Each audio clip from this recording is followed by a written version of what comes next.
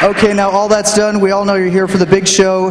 Give FX a huge round of applause for the schooling on disassemblies he's going to give you right now. Give him a round of applause.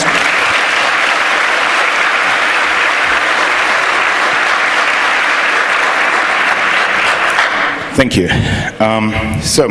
Welcome to tutorial session. I am a little bit surprised at how many people actually want to build custom disassemblers. But that's a good development. What I'm going to cover is not just building a disassembler, but building a disassembler for an instruction set where you don't have a documentation. With most instruction sets, you do get a documentation, and why are my slides cut off? That is suboptimal. Anyway, so you're missing the bullet points. So we're going to quickly talk about the motivation behind this talk. A introduction to the field. It is not a regular CPU that you're dealing with on a daily basis. So we have to cover a little bit of groundwork. And then I'm going to talk about how we find the bytecode, how we recognize it, how we see basic properties of the bytecode, how we implement an IDA CPU module to put the disassembler into IDA. Oh, great. Thanks for fixing it. And some more advanced topics that you're going to face if you want to write like a complete disassembler, and then we end up reading some code that we're not supposed to read. So the general motivation is like this. This is what you get, and IDA tells you, I don't know what to make of it. The story behind this is a little bit embarrassing because it taught me that I'm no longer a teenage hacker. I got a call from a friend who worked on the STUXNET case, and he asked me whether I know any old fart, that was his saying, that still learned PLCs, which happened to match to myself. So I ended up dealing with this part of it. So more specifically, in June 14 this year, Frank Baldwin, an independent researcher who's not working for antivirus companies, actually figured out that the antivirus companies were so busy jerking off about the fact that there was an LNK 0-day in STUXNET that they completely missed the fact that it had payload that actually did something interesting. A lot of people started speculating about STUXNET, and still do. Very few people actually read the code. Here's a general recommendation. Read the fucking code or shut the fuck up.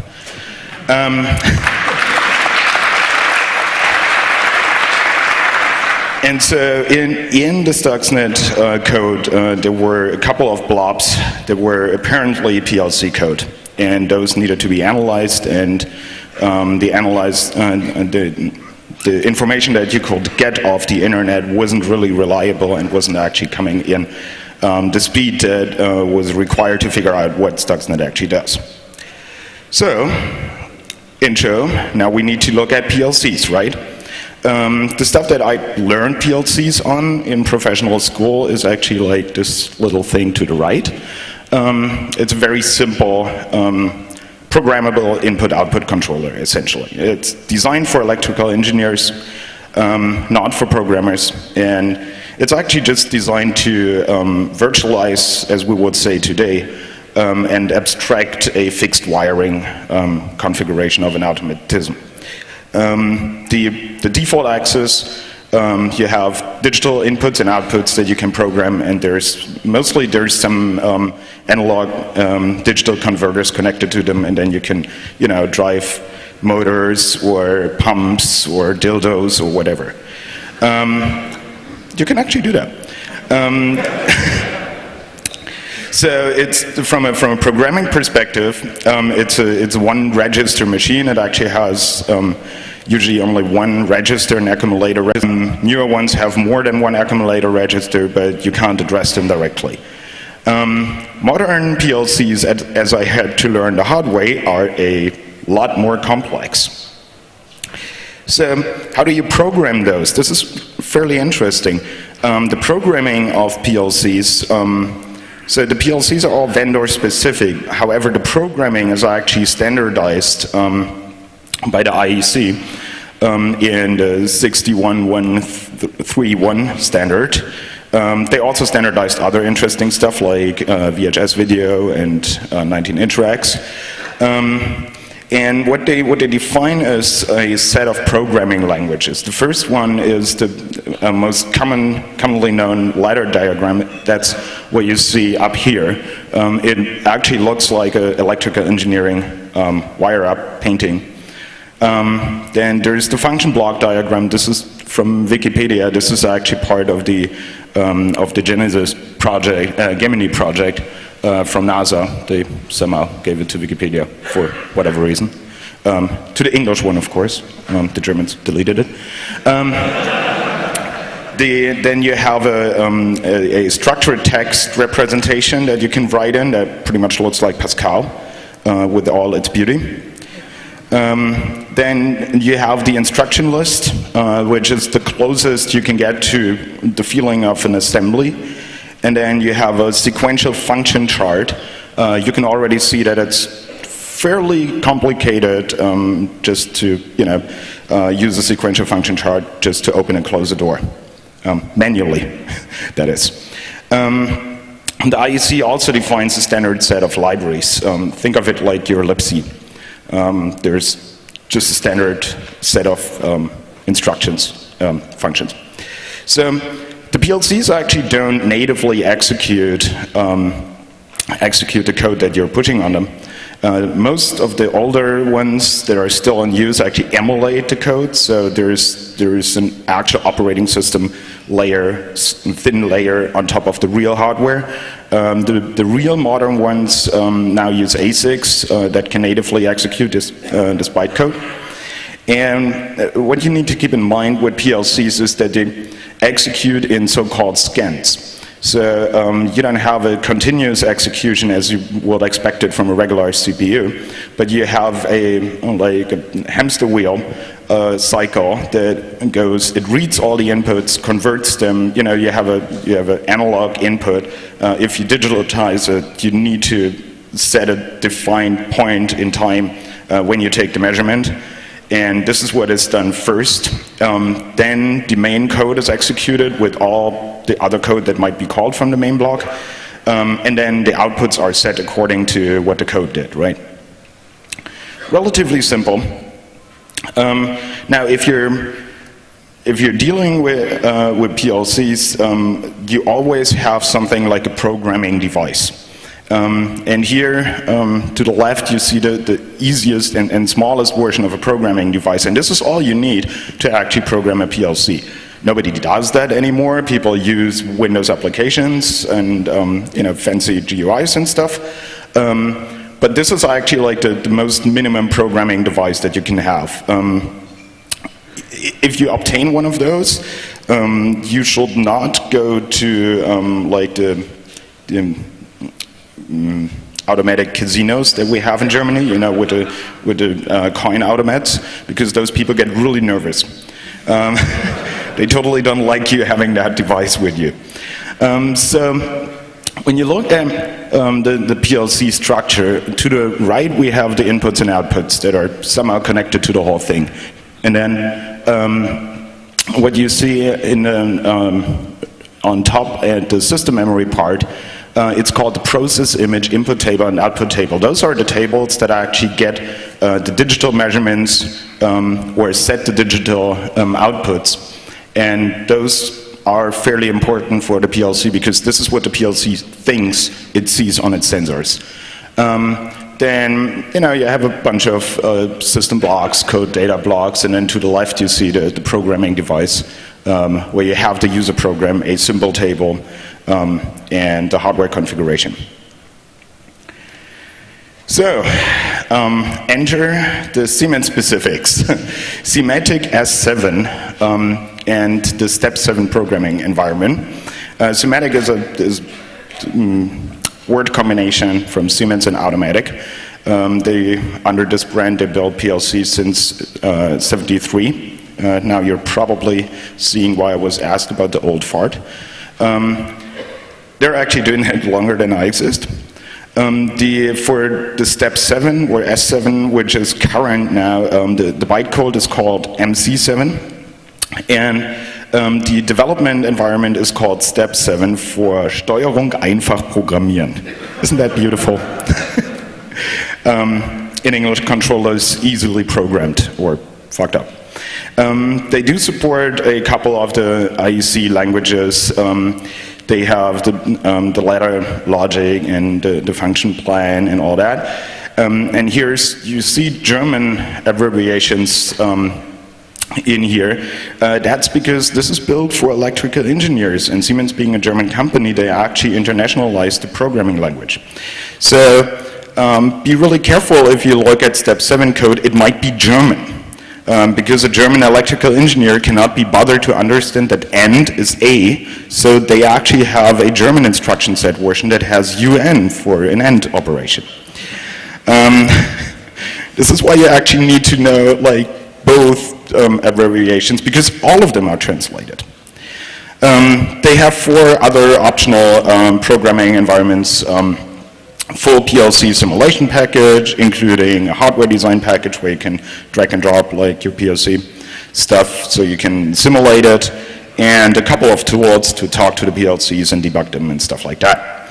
The software can be obtained with a 14-day free trial, so for the purpose of writing our disassembler, we don't actually need to pay for it.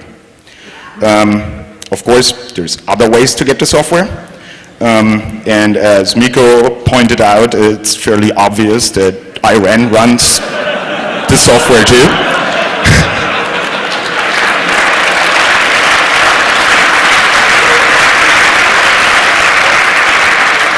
And apparently whatever their purpose was, it wasn't 14 days. So okay, so this is how it looks like when you program in this. And this is, as you see, the English version. And the actual code is the little block in the middle that has A and equals and stuff. And then what you do when you're starting to look for the bytecode, you should not try to export, like compile code and export it into a file format, because then you're facing 2 problems. You're trying to understand the file format, and you're trying to understand the bytecode. So what's a lot better is to get a simulation environment, which is shipped with this tool set. So this is how the simulator looks like, pretty trivial. And then you take regular Windows tools, like the Process Explorer, and go and explore where this tool is actually writing to. In this case, it is writing into a temp file. And it's writing to that all the time when you say compile and load it into the simulation environment. So then you simply start a clean PLC and write some code in that and then compare the 2. Actually, I wrote this tool for barcode analysis, and it turns out to be quite useful for that type of work as well. So what you see to the left is this temp file that the emulator works on. And in the clean form, and what you see to the right is the same file, but the darker pixels are bytes that have a value different from 0. The darker the byte, the more F's in there. Once you have this initial foothold and you know where you can get the bytecode from, you should actually familiarize yourself with this environment. That's easily the most painful part in the whole exercise, because you actually have to learn to use it the way the original vendor wanted you to use it. It's helpful to have basic introduction material. You should actually go through the basic introduction material and learn what the programming and debugging cycle in this environment is, because you will do it a lot, and it will definitely help you to be familiar with the basic steps and not fail at the basic steps all the time when you're hunting for like one bit that you're lacking at some point. What's very helpful, because vendor documentation tends to suck, what's very helpful is looking at university websites and looking for transcripts from students that had to learn this bullshit for some reason and never used it again.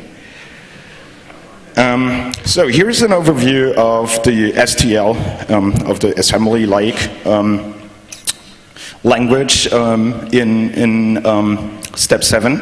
So what you see here, like for example, the bit logic instruction, the equal sign is a instruction. So the same holds true for larger than and smaller than. That actually got a couple of tools that I was using this code with because they used as an internal data representation, they used XML. And they didn't expect that instructions actually have a greater than sign themselves, so that kind of broke them. So in general what you have is the bit logic instructions are the most important on a PLC because they work on the inputs and outputs. You have comparison instructions, of course, so you can do conditional code flow. You can convert, you have counters. Counters are natively in PLCs, they're a very important concept. The same holds true for timers. Then you have data blocks. The PLC is from the MC7 bytecode level. It is not a Phenoelit architecture. It actually feels more, from the programming point of view, it feels more like a Harvard architecture. So you cannot mix code and data easily. So what you actually do is you have different types of data blocks. And of course, instructions to deal with them.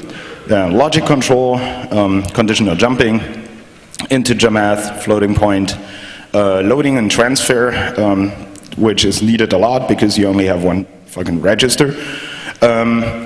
Shift, timer, word logic, and the accumulator instructions. So there's quite a lot to cover. So how do you start recognizing your code? You start with the most basic functionality that you can find. So you're looking for something very simple. In the PLC case, it was loading a small value into the accumulator register. And then you do that multiple times. That's the easiest way to actually recognize the pattern in hex when you look at the hex dump, right? If you can, use hexadecimal notation right away, because if you type hex, then it's easier to recognize it, or recognize if it's missing. So here we do have a case where I just loaded 7F frequently into the code. I'm too short, damn. And so you already see a pattern where 7F shows up on a regular basis, all 4 bytes. What's fairly important is to start with small numbers. Like, do not load 31337 as your initial value. It might look lead, but it's actually a dump move. Because instruction encodings tend to be different for large and small numbers. This is step 2. You're increasing the size now of the immediates that you're loading and see whether the instruction actually changes, whether you're dealing with multiple instructions that do the same thing, but depending on the size of the operand are different, or whether it's the same instruction set. This being Siemens, of course, the first is the case. The second thing that you then can do is you take those loading instructions that you now automatically recognize with your pattern matching brain. So you actually have to use your brain. You take those loading instructions and you use them as markers. So that when you put an instruction between those 2 markers, you can now tell the length of the instruction. I say it again, do not try to understand the file format that the bytecode ends up in. It wouldn't help you, it wouldn't do you any good, it just distracts you. So here's an example where I use Kaffee and capital A's and Fefe for markers, and then since I already know what the loading instruction is, I can tell that the knob1 is the FF in the middle. And if you're paying close attention, you will also see that the immediate values that we put there, like Fefe is not turned around. So we can tell the NDS, right? Everyone knows what NDS is, right? Okay, just checking. And then you can actually automate the process. So what I did was writing preprocessor scripts, essentially, that I could feed code in, and then it would put the markers there and increase the number at the marker, and then after assembly I could take the hex dump and a very short Perl script, yes I do Perl, and have them sorted out. So what you end up with is, with this notation here, where you have the marker and the counter in the marker, and then the instruction you're interested in. Word about documentation. I've seen many people writing disassemblers and saying, well, the documentation is in the code. Or this is so cool programming language, it's self-documenting. No, when you do this, you actually have to document manually what you find out about the instruction set, because it's the only way for you afterwards to figure out if you had a coding glitch or if you decoded an instruction incorrectly at some point. So that's the only way afterwards to verify your disassembly. And I can tell you, nothing is more disappointing than trying to understand a piece of code for many, many days and then realizing that your disassembler fucked up, especially if it's your own disassembler. Document strictly in binary is something that helped me a lot, and you're going to see why in a minute. And have examples. Like for every single instruction you write down, have an example how it looks like encoded. So the reason I'm documenting this in binary is because you then start to see patterns. So here's two instructions. One is a load into an address register 1, and one is a transfer into address register 1. And you can, since we documented it in binary, you can tell that they're only 1 bit apart, and then you can take another load instruction and see whether this bit actually, when you flip it, turns it into a transfer instruction, which happened to be the case. So it makes your documentation a lot more dense, and it makes the code that you're going to write a lot better. Well, and then you start with the most native instructions. So for a regular CPU, that would be byte operations, you know, end byte and another byte, or, you know, loading into all registers that you could find, and all that type of stuff. For the PLC, the most native instructions are the logic operations on inputs and outputs, also the timer and counter operations. The reason to start with the most native thing that the CPU does is because the instruction sets are very likely to be historically grown. And in fact, if you're looking at the Siemens instruction set now, I get a feeling of Intel's, because it's pretty much the same shit. They started small and then just added crap to it. And this is why you actually need to start with the most basic functionality, because you actually want to follow this timeline in order to get your stuff right and cover everything. So here's an example of an AND operation on an input 1.7, and you see the encoding there, and the NOT for that, and then you see if I do an AND operation on an input 256, I get a 4-byte code, because that's a historic development. They started to have more inputs and outputs. Many instructions take argument ranges, registers, immediates, date and time formats, what have you. And here's where the next preprocessor script comes in. You want to generate the ranges in a script and then automatically extract the bytecode, as I showed a few minutes ago, so that you're not typing by hand all the time. It's almost like writing a very dumb fuzzer. So if you ever wrote a fuzzer, it shouldn't be a problem. And then you end up with something like this. So here's a couple of inputs, a couple of outputs. Yes, the output is actually named Q, not O, for absolutely no good reason. So essentially you have the instructions, the arguments, then you combine them together in a script, and then what comes out goes into your assembler. Here's a word about notation when you write your disassembler. The notation is actually up to you. So in most cases, it makes sense to use the vendor's notation as they document their instructions, because that, if someone speaks that language or that assembler already, then they can read what your disassembler produced, right? That's nice, and also you can look up stuff in the documentation. That's also nice. But there's also cases where the vendor notation simply sucks balls. And you don't want to use the vendor notation, you want to use your own. You should definitely do that, but make sure that it's clearly different from the vendor's style as well, so that someone familiar with this assembler looking at the output will immediately notice this is something different. This is what this disassembler shows differently than the vendor tools. Here's an example for where notation called change. So I said load instructions are really important because we only have one accumulator. And here's a couple of variants we have here. So you can load a counter, you can load the length of a data block, you can load an immediate value in different ways, from memory, from input, from a data block entry. A data block entry is like a struct, or most complicated with pointer dereferencing and stuff like that.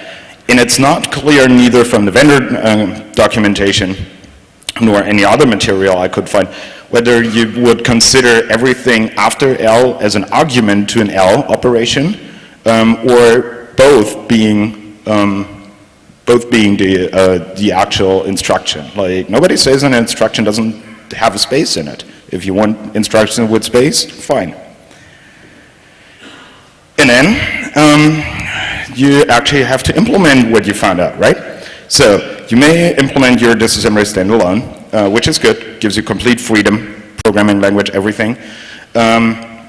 You are required to deal with everything yourself, of course, and you're lacking functionality that other tools might actually already provide, or you integrate into your reverse engineering tool. That means you're bound by whatever choice of programming languages they provided and the API.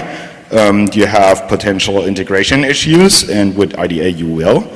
Availability of the functionality that you already have in IDA, however, might actually help you later on. So I opted for doing the second, so I actually had to write Python. Yeah, it's Würgeschlange. So IDA actually allows you to write in Python nowadays, even CPU modules. And you essentially what you just have to do is inherit a class IDA API processor T, give it a processor ID, give it a processor ID. No, there's no automatic way to find out whether this processor ID is already taken. Define a number of basic properties about this, and then go implement a couple of functions. What you need to implement is a function called emu, and it's not the bird. This is essentially executed when IDA wants to emulate the instruction. It allows you to change things in IDB. Then there's two functions called out and out up. They're individually called back. Out actually outputs the mnemonic, and out up then the operands. You can tell it's a Russian engineering, right? No name is longer than it absolutely has to be. So ANA is then the analysis function that's called back on each individual instruction to decode a function, decode an instruction. It's relatively simple design. So if you take the small example from the IDA SDK directory, you will be actually fine.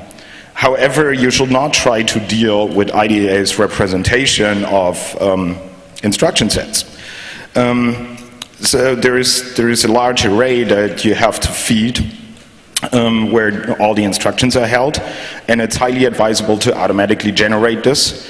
And there is, for every single decoded instruction, there is a structure called CMD that contains the effective address of the instruction and the operand. No, it's not an array, it's individual entries, op1, op2, and so on. They can have a different type, and the type actually decides what IDA's kernel is going to do with the instruction afterwards. So endianness is surprisingly a big problem with IDA. It took me more than a day to find the actually not documented global data structure called INF that has a clearly not documented field MF, which I believe in Russian means endianness. Because if you set it to 1, you're on little endian, and if you set it to 0, you're on big endian. However, if you read data, so you know the instruction decoding is called, and you need another byte or 2, the endianness is ignored. So you need your own reading function that takes care of the endianness. So I opted to essentially do 2 things, like write my disassembler completely in Python I had to, but completely independent, and have the IDA data structures create on startup, so I don't have to deal with ilfuck's wet dreams. And I can actually have classes that represent instructions and stuff. I'm only using the operand types in IDA where IDA doesn't try to be smart. So there's the IDA spec 0 to 5, which essentially means please leave it alone. And I rewrote this disassembler 2 times, should probably rewrite it again, but to paraphrase what Lisa once said about a piece of C code that I wrote for mod RM byte decoding on the Intel platform, some stuff is so ugly the code can't be beautiful. It's the same here. So if your disassembler looks like shit, but works, you're there. It's okay. So now that we can actually integrate this into IDA, have some deeper look at what we are facing with the PLC code here. So I was mentioning that there is a main organizational block that's called in every scan, right? That's the OB1, not OB1, OB1. And then there is a couple of other things. In this context, you can think of a PLC like a heavily interrupt-driven machine. There's events that are real-time triggered, and then the respective code blocks are called like cyclic interrupts, or even error handling, even exceptions, or time-based calls. So OB35, for example, is a time-based organizational block that is called occasionally. Then we have functions. Functions are, as one would expect them to be, just simple code functions. They can actually take arguments, and they can actually return a value. There's function blocks.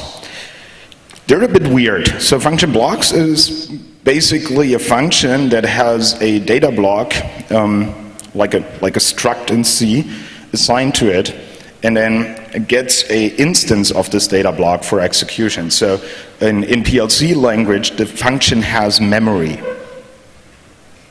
That's how they call it. And then you have system function blocks and system functions that are provided by the system. That, you can simply call them, think of them as syscalls.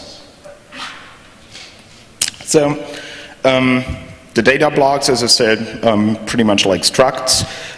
You have instant data blocks, sorry. Those are the ones that are given to the FBs, and you can, I think of them as like an object that was made out of a class. And when oh yeah, and you have temporal data in the functions. So when you create a function, for example, you can essentially like stack variables in a C program. You can create temporary data points, and there's all kinds of weirdness with them. So Calling conventions. Calling conventions can be interesting. And here's a good case. You always have to be suspicious when you're doing the instruction set reversing. For example, when you enter call blah blah, so you're just calling an FB, which should be a very simple procedure, right? You're just calling a function. It emits all this code, everything that's red. And this is, here, if you paid attention, you will see that you're seeing the markers again, and this is why you have them, and this is why they're numbered, so you can actually tell that this is a lot of code, and it's probably actually doing more than just calling something. So it actually turns out, once I had the disassembler working, this is what happens. So, for example, here you have a call to a function block with a data block and 2 variables passed on. And this is all the code that's emitted. The most interesting thing, the actual call happens down there. The UC is an unconditional call into FB1. And this is the actual call, and everything else is parameter setup. Like, this is how it passes the arguments. Interestingly enough, when you call functions, like not function blocks, but functions, it's a completely different pattern. My guess is the functions came later, because what they do here, you know, last year I spoke about Flash and the most ridiculous things they do. Siemens actually managed to top them. So what they do here is,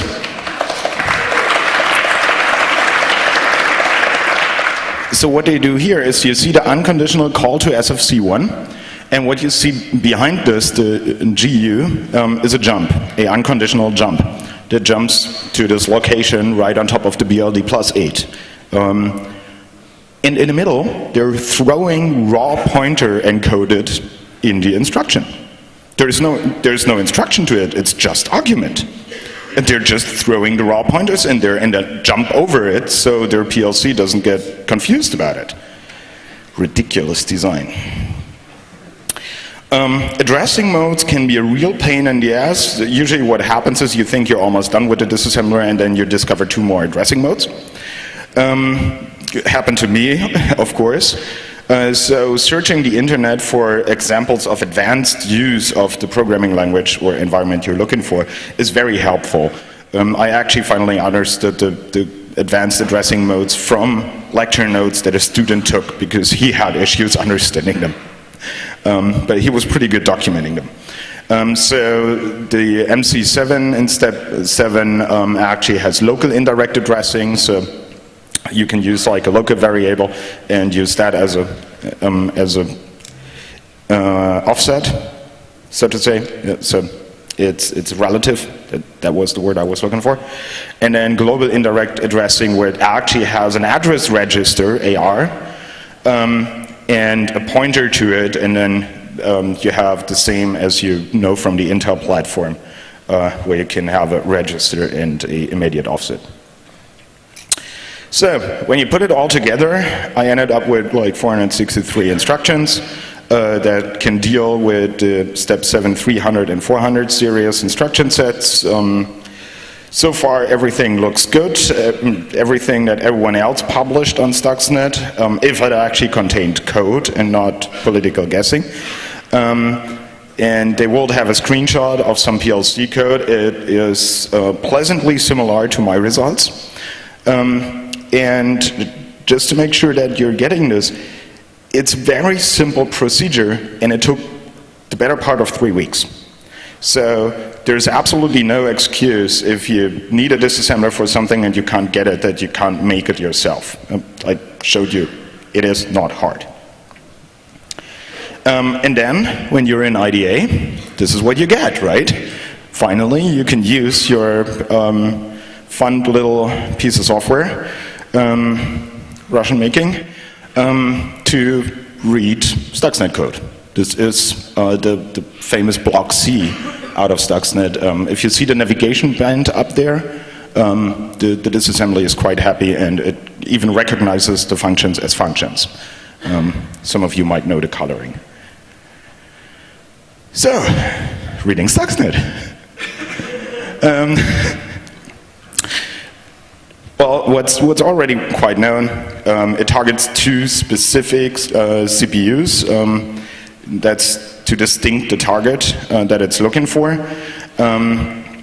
It contains 3 blocks of PLC code. 2 of them are pretty identical.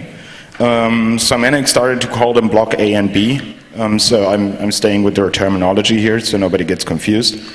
And there is a third very large block that is referred to as block C. And then in the pre-infection tests, it checks for a communication controller. That is a Profibus interface. So the usual architecture that you have with PLCs is you have controlling PLC, and then there's some industrial Ethernet or Profibus or whatever hanging off it, and there's a bunch of devices in there like variable frequency drives that run centrifuges or similar.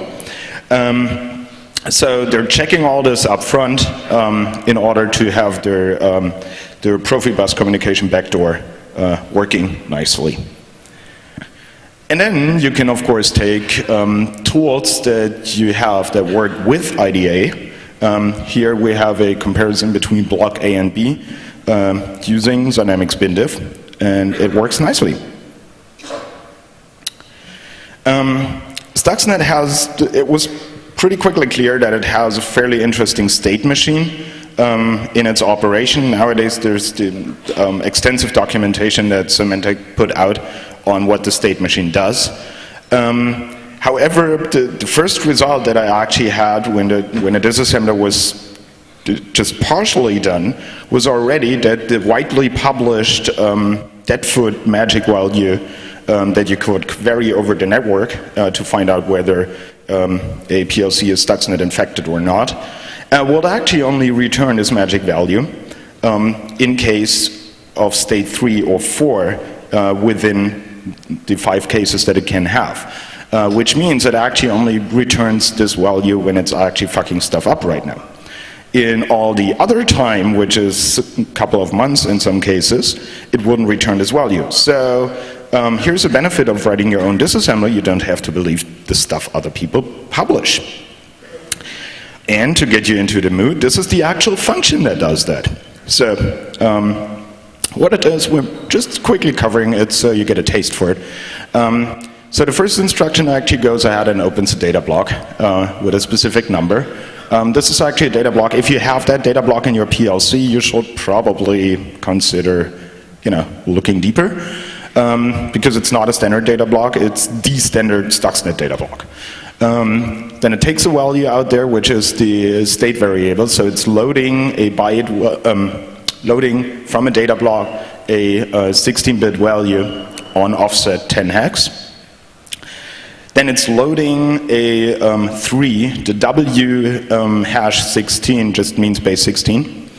And what you see here, you have 2 loads after each other. Now, I said you only have 1 accumulator register, and nobody complained. You're not paying attention. So what actually happens is, once you load into the accumulator register, the former contents of the accumulator registers are shifted into a secondary, because otherwise you couldn't compare shit. Which is what happens next. It compares whether the accumulator 2 is less than the accumulator 1. This comparison alone made pretty much one day and a sleepless night headache for me, because Siemens actually managed to document the order of the operands in comparisons false. So their documentation actually says it's comparing ACU1 to ACU2, which is fine if you're looking for equal, because then it should equal. But if you're looking for a smaller than or greater than, then the code really didn't make sense because it never executed. So it's checking for, in this case, 3 compared to this value that it took off a data block, and then it performs a jump. RLO is the result of a logic operation. This is how they call the flag that essentially is set to 1 if shit is true. Then it'll actually, the TAC operation actually exchanges both accumulators, so you can access the one that you're not looking at right now. then it takes a 4, makes the other comparison, and jumps, and in all other cases, returns the magic dead food and copies this also into the echo 2. In all other cases, it just zeroes out the echo registers, so even if you had code on a PLC intentionally checking for this, it wouldn't see anything. What's interesting is that there is a number of interesting hacks that you can do with an instruction called BLD. The BLD instruction actually does nothing on the device. Like, the PLC is just going to ignore it. It's like a knob, but less so. What it actually is used for is by the compiler to mark the complex calls. Remember when I showed you that a call to a function block produces this shitload of code? So when you read code back out of the PLC into your programming environment, the compiler wouldn't be able to recognize this. So what they're doing is they're having an instruction for the compiler to recognize, or for the disassembler, for their own disassembler, to recognize that, oh, here's the block that, you know, is between a BLD1 and a BLD2 instruction. This was a call to FC with parameters. And then they're turning all the code back into this simple format. So it's relatively easy for people to do tricks like this. You see, even on a PLC, you can do assembly-level hacking. You just say BLD7 and then BLD8, and put some call in there, but never execute this call, but put some other code down there. This code would never be visible in Siemens tools.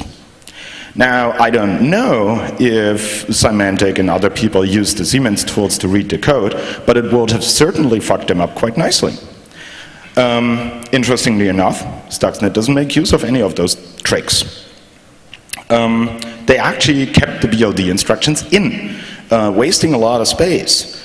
So they could have just taken them out, right?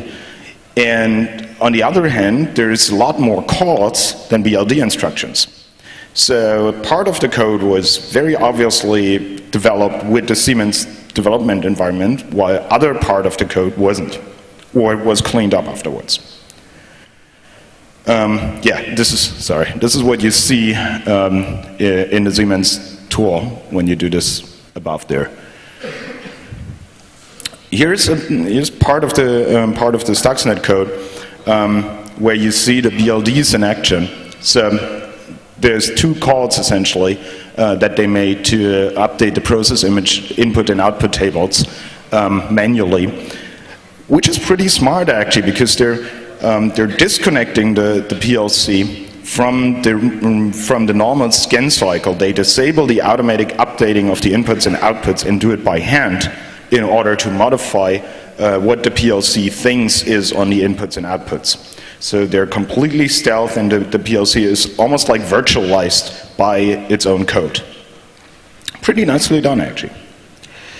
And then I was amazed to realize that, wait a minute, this code actually does have timestamps. The Siemens tools put timestamps onto every function when they compile. And I was Googling back and forth, and nobody seems to have noticed that yet. So we can actually finally say when the PLC part of the STUXNET code was compiled. And it's consistent with all the functions. To the right you see all the functions that got compiled, and you see from its local time, wherever it was compiled, you can see this was a clean compile run. So it doesn't actually look faked. The library functions in block A and B are from 2002. The dpsend function that is backdoored was backdoored in 2006. And STUXNET PLC code was compiled in September 2007. You know, you get this.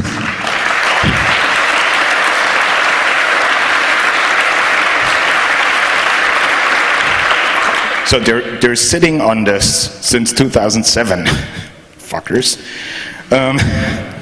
What's really you know, a nice fnord is when you look up the exact date it was compiled on, it was the day where Ahmadinejad had a famous speech at the Columbia University stating that the Americans should actually look who was truly behind 9/11, and many people were really pissed. Maybe someone was pissed enough to compile. I couldn't do without a few notes about STUXNET that have nothing to do with disassembler building. First thing of note here is Siemens reactions. This is an official Siemens slide from someone that is a program manager, hack-proof products. That didn't work too well, but. And essentially, what you see in yellow there is the big question whether the customer has really done all he could have done to prevent the infection. What's also interesting is it doesn't mention any patches, because apparently for Siemens it's totally okay if you're loading a data file into your programming environment and it executes code. Why would you fix that? And then a slide later, they're saying the same thing again, right? It's have a virus scanner and otherwise it's your fucking problem. Well, how about integrity checks on a PLC? I would also like to point out that I have very much respect for quality and testing that was done around the whole STUXNET code. Everyone who did reliable exploitation in the wild for a specific target knows that, how should I say that? Essentially, you own half the internet that is running the software you're attacking, and the target you're really targeting still refuses to give you a shell. That's the regular mode of operation in the wild exploitation. And this doesn't get easier if you pile a shitload of exploits 0 day on top of each other. So there was a tremendous amount of testing involved, and the same holds true for the PLC attack code. This is not trivial. They have insider knowledge that is not published. They're accessing data points and byte information in the PLC that is not published as what it is, but they know what it is. So that was pretty good. And what I think is, consider the fact that the PLC code was compiled in 07, and we know about other parts that they were compiled later on up to 09. I'm actually thinking that there has to be like a Windows GUI, which they then handed out, and then there was some, you know, the cyber warriors that are springing up in all countries over the world. They are lightly educated, but you know, heavily militarized, and I can totally assume that someone just, you know, went there and goes like, more is better, click, click, click, click, more 0 days, and then fire, and that's the whole reason this thing actually escaped. I wouldn't put it past a soldier to do so. So what we should learn: developing custom disassemblers is trivial, easy, and doable. So do it. What we also learn is it takes a third-party independent researcher to even find out that STUXNET does something interesting. So our response process as a computer security community actually plainly sucked. If this had been targeted against a Western nation's power grid, we would all be sitting in the dark and still not knowing what it actually does. I think the common estimates of O-day burn, like how much O-day do you burn on a single attack, was way too low. It was very clear that industrial control system infections were fairly easy, because that's the nature of those things. I was really surprised to learn how complex and powerful PLCs are today. So it was really underestimated how well it can be done, the infection that is. And staying with this theory that there was a nation state behind it, I would say that if you haven't started training such a team 10 years ago, you're pretty much fucked for the next 5 years. So every nation state that doesn't have like those people around Good luck. Now, this is QAF because I have a question for you. Does anyone actually have tangible information why it's called STUXNET? I mean, here's some theories, right? But I don't know if any of those are correct. So if anyone knows why it is called STUXNET, I would be really interested. Because I don't. Does anyone? No? Well, then I'm taking questions now.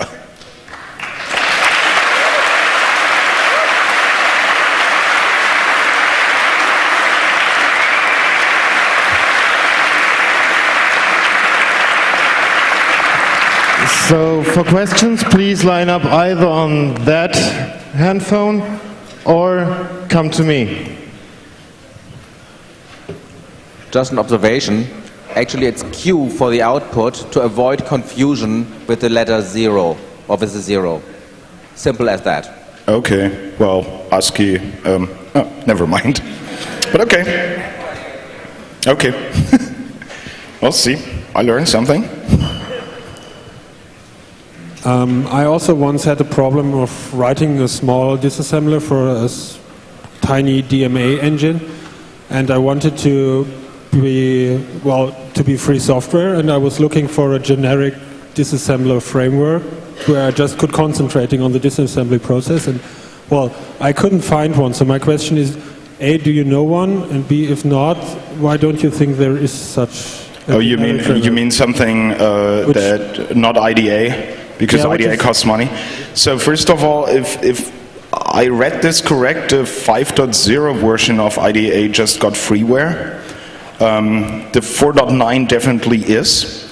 So you will need to write in C because it's not supporting Python-based CPU modules so far. But it's, you know, at least it's for free downloadable.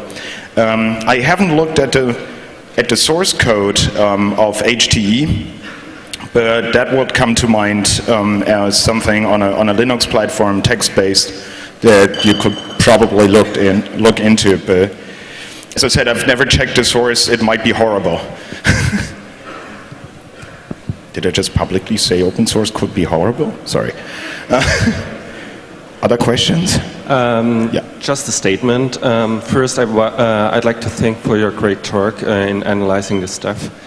And I can tell you, I work in this industry, and I can say, yes, there is not a lot of, I would say, engineering done. It's just, in German we say basteln. And I'm working also in try to certify devices developed according to specifications, and I can tell you, there's a lot of crap being done. It's like questions ask do people this nasty stuff?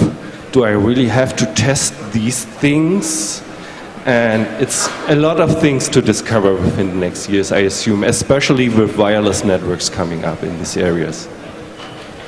Yeah, it's really interesting. Wikipedia sagt in Notice 20, der Name ist buried or burned into the code. Yeah, that's the problem. I didn't find it. Like, okay, it's a shitload of code, but having all the resources in the, STUXNET comes as a big DLL, having all the resources decrypted and looked at, there's not even like in different order. They don't show up, the letters. That's why I'm asking. Very nice talk. Thank you. Okay, and so the annual Phenoelit party is tonight. You're all welcome. If you're there before midnight, you get in for free. And since the C-Base was too small last year, we're at the Cassiopeia Club. Wallerstraße. Yeah. So, thank you all for coming, and happy disassembler writing.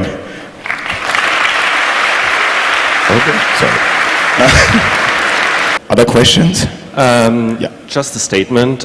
First, I'd like to thank for your great talk in analyzing this stuff.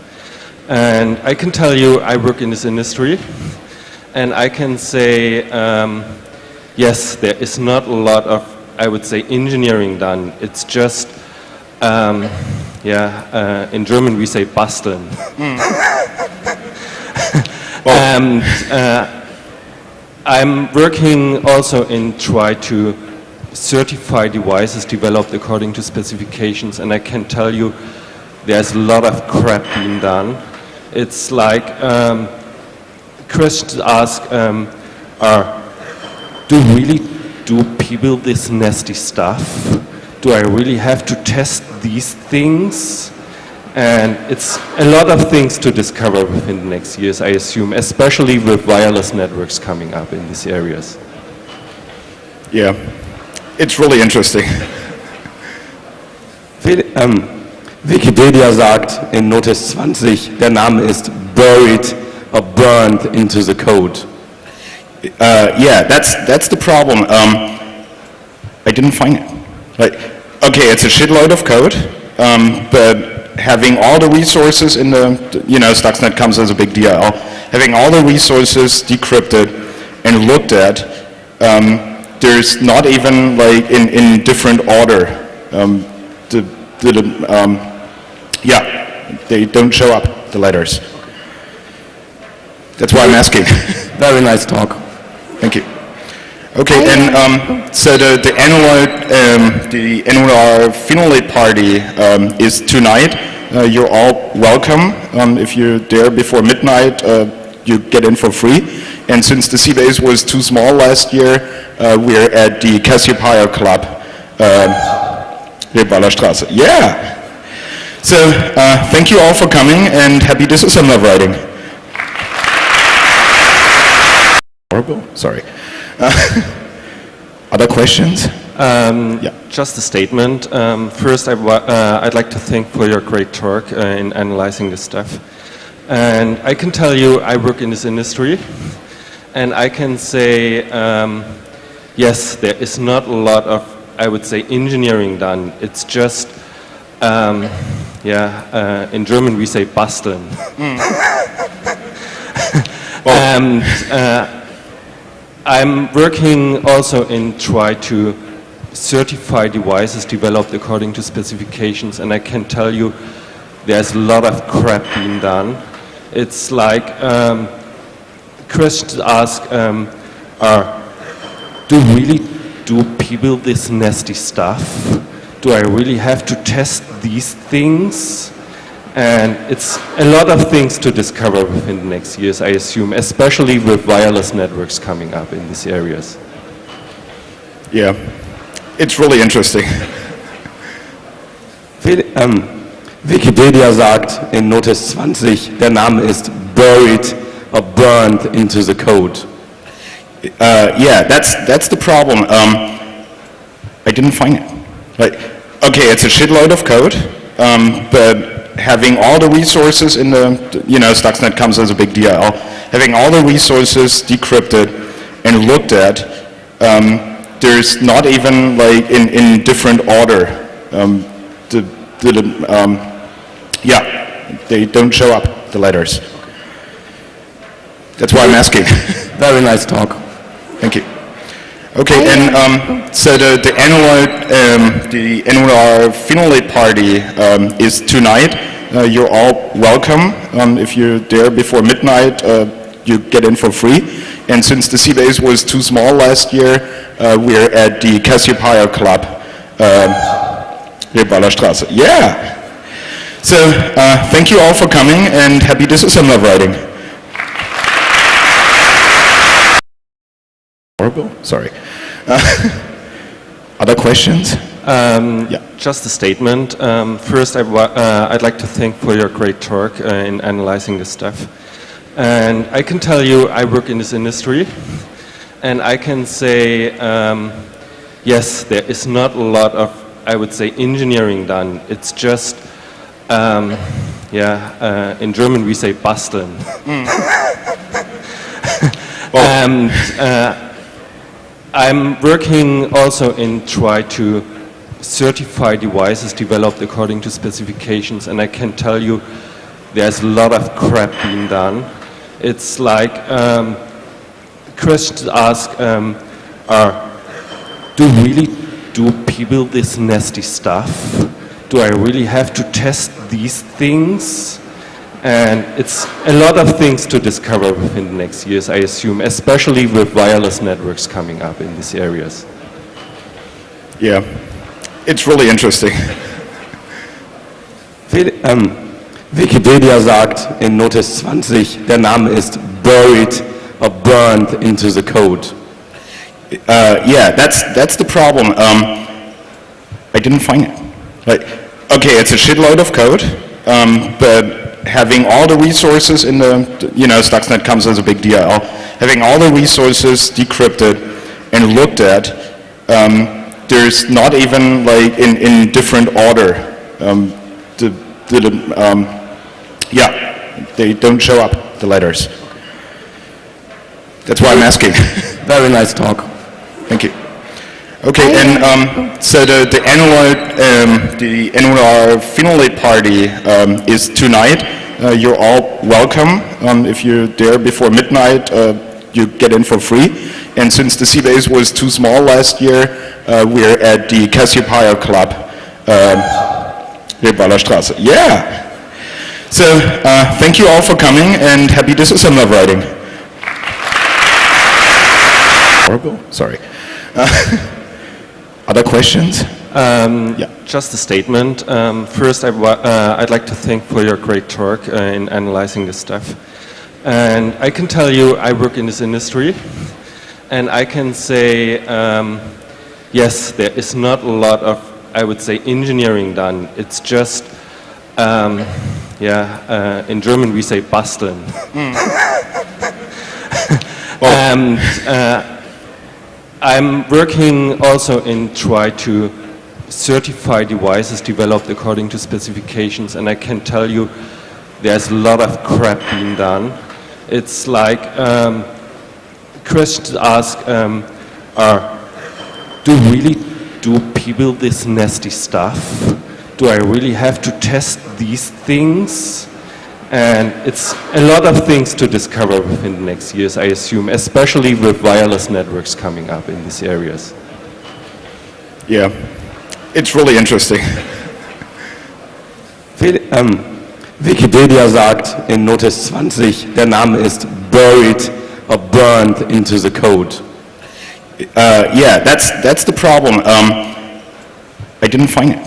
Like, okay, it's a shitload of code, but having all the resources in the, STUXNET comes as a big DLL, having all the resources decrypted and looked at, there's not even like in different order. They don't show up, the letters. That's why I'm asking. Very nice talk. Thank you. Okay, and so the annual Phenoelit party is tonight. You're all welcome. If you're there before midnight, you get in for free. And since the C-Base was too small last year, we're at the Cassiopeia Club, near Ballerstraße. Yeah! So, thank you all for coming, and happy disassembler writing. Something on a Linux platform, text-based, that you could probably look into. But as I said, I've never checked the source. It might be horrible. Did I just publicly say open source could be horrible? Something on a Linux platform, text-based, that you could probably look into. But as I said, I've never checked the source. It might be horrible. Did I just publicly say open source could be horrible? Something on a Linux platform, text-based, that you could probably look into. But as I said, I've never checked the source. It might be horrible. Did I just publicly say open source could be horrible? Something on a Linux platform, text-based, that you could probably look into. But as I said, I've never checked the source. It might be horrible. Did I just publicly say open source could be home? Something on a Linux platform, text-based, that you could probably look into. But as I said, I've never checked the source. It might be horrible. Did I just publicly say open source could be home? Something on a Linux platform, text-based, that you could probably look into. But as I said, I've never checked the source. It might be horrible. Did I just publicly say open source could be horrible? Sorry. Other questions? Yeah. Just a statement. First, I'd like to thank for your great talk in analyzing this stuff. And I can tell you, I work in this industry, and I can say, yes, there is not a lot of, I would say, engineering done. It's just, in German we say basteln. And I'm working also in try to certify devices developed according to specifications, and I can tell you there's a lot of crap being done. It's like questions asked do people this nasty stuff? Do I really have to test these things? And it's a lot of things to discover within the next years, I assume, especially with wireless networks coming up in these areas. Yeah, it's really interesting. Wikipedia sagt in Notice 20, der Name ist buried or burned into the code. Yeah, that's the problem. I didn't find it. Okay, it's a shitload of code, but having all the resources in the, STUXNET comes as a big DLL, having all the resources decrypted and looked at, there's not even in different order. They don't show up, the letters. That's why I'm asking. Very nice talk. Thank you. Okay, and so the annual Phenoelit party is tonight. You're all welcome. If you're there before midnight, you get in for free. And since the C-Base was too small last year, we're at the Cassiopeia Club, near Ballerstraße. Yeah! So, thank you all for coming, and happy disassembler writing.